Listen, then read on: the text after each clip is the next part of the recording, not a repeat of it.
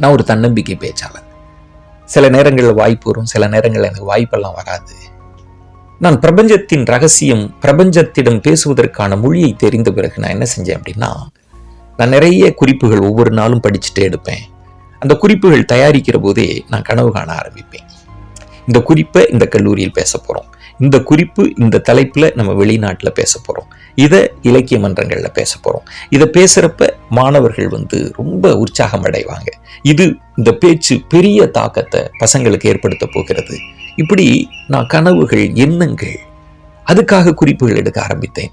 அதிகாலை நடைப்பயிற்சியின் போது, இரவு நேரங்கள், நள்ளிரவில் அப்படி நடக்கிற போது என் கனவுகளோடும் எண்ணங்களோடும் என்னுடைய செயல்களை வடிவமைச்சிட்டே இருந்தேன். உண்மையிலங்க, நான் என்னெல்லாம் நினைச்சேனோ அது அனைத்தும் நடந்தது. பிரபஞ்சம் நிறைவேற்றி தந்தது. இதுதான் பிரபஞ்ச ரகசியம், பிரபஞ்சத்திடம் பேசுவதற்கான மொழிகள். இதை நீங்களும் கடைபிடிச்சு பாருங்க. இன்னும் பிரபஞ்சத்திடம் எப்படி பேசணும், அதிகாலை ரகசியங்கள், இது பற்றியெல்லாம் நம்ம தொடர்ந்து பேசலாம். நன்றி.